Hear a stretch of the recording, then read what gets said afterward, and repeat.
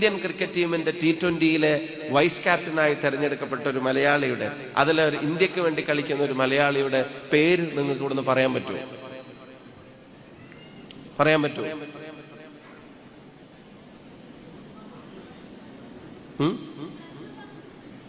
സഞ്ജു സാംസൺ നമ്മുടെ അഭിമാനമാണ്, താരമാണ്, തിരുവനന്തപുരത്ത് നിന്ന് വന്ന. I am talking about a girl. ഒരു പെൺകുട്ടിയെ പറ്റിയാ പറയുന്നത്. Minnumani, give her a round of applause. ഒരു കയ്യടി കൊടുക്കുക അതിനകത്ത്.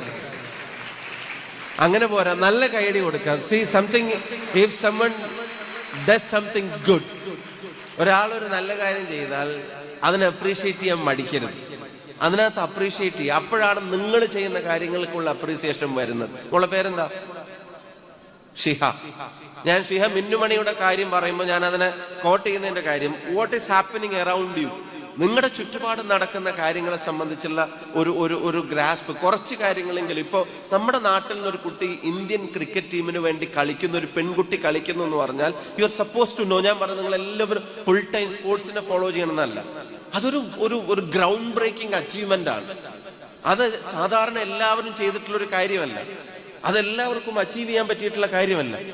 ചോയ്മല എന്ന് പറയുന്ന, ചോയ്മൂല എന്നെന്തോ, വയനാടിന്റെ ഒരു ഗ്രാമപ്രദേശത്ത് നിന്ന് അവിടെ പെൺകുട്ടികൾ ക്രിക്കറ്റ് കളിക്കാത്ത ഒരു സമയത്ത് ചുറ്റുവട്ടത്തുള്ള ആൺകുട്ടികൾ ക്രിക്കറ്റ് കളിക്കുമ്പോൾ അവരുടെ ഗ്രാമത്തിന്റെ, വില്ലേജിന്റെ ഏറ്റവും ഉള്ളിൽ നിന്ന് വീട്ടുകാരറിയാതെ പോയി ക്രിക്കറ്റ് കളിച്ചിരുന്ന ഒരു കുട്ടി, വീട്ടുകാരറിഞ്ഞാൽ വഴക്ക് പറയുമെന്ന് പേടിച്ചിട്ട് അവരറിയാതെ പോയി ക്രിക്കറ്റ് കളിച്ചിരുന്ന ഒരു കുട്ടി, പിന്നീട് പരിശീലനം വേണ്ടി വരുന്ന സമയത്ത് ഈ കാലഘട്ടത്തിലും, ഞാൻ പറയുന്ന അഡ്വക്കേറ്റ് സണ്ണി ജോസഫ് MLA അവരുടെ സ്കൂൾ കാലഘട്ടത്തിൽ ഒരുപാട് നടന്നു മുന്നോട്ട് പോകാൻ ഇടയായതിനെ സംബന്ധിച്ച് പറയുന്നത് പോലെ, ആ കാലമല്ല, ഇപ്പൊ എല്ലാ സൗകര്യങ്ങളുള്ള കാലത്തും 1.5-2 മണിക്കൂർ യാത്ര ചെയ്തിട്ട് പ്രാക്ടീസ് ചെയ്യേണ്ടി വന്ന ഒരു കുട്ടി കളിച്ചു നടക്കുകയാണോ എന്ന് പറഞ്ഞിട്ട് പലരും ആക്ഷേപിക്കാനും പരിഹസിക്കാനും ശ്രമിച്ചിട്ടുണ്ടാവും. ചിലപ്പോൾ വീട്ടുകാർ പോലും പ്രോത്സാഹനം കൊടുത്തിട്ടുണ്ടാവില്ല.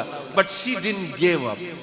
ആ കുട്ടി അവരുടെ വഴി ഏതാണെന്ന് തിരിച്ചറിഞ്ഞിട്ട്, ആ സ്കിൽ ഏതാണെന്ന് തിരിച്ചറിഞ്ഞിട്ട് ഇപ്പോ നമ്മുടെ പ്രീമിയർ ലീഗിൽ ഉൾപ്പെടെയുള്ള കാര്യങ്ങളെ കളിച്ചു വന്നിട്ട് ഇന്ത്യൻ ക്രിക്കറ്റ് ടീമിൽ വയനാട്ടിന്റെ ചുവൈമൂലയിൽ നിന്ന് ഒരു പെൺകുട്ടിക്ക് കളിച്ചു വളർന്ന് ഇന്ത്യയുടെ പ്രധാനപ്പെട്ട, ഇന്ത്യൻ ക്രിക്കറ്റ് ടീമിന്റെ പ്രധാനപ്പെട്ട പദവികളിലേക്ക് എത്താമെങ്കിൽ പേരാവൂരിൽ ഒരു പെൺകുട്ടിയോ ആൺകുട്ടിയോ അവരെടുത്ത തീരുമാനം എന്താണെന്ന് ഉറച്ചു വിശ്വസിച്ചാൽ ആ യാത്രയിൽ നിന്ന് പുറകോട്ടടിക്കാൻ ഒരാൾക്കും സാധിക്കില്ല.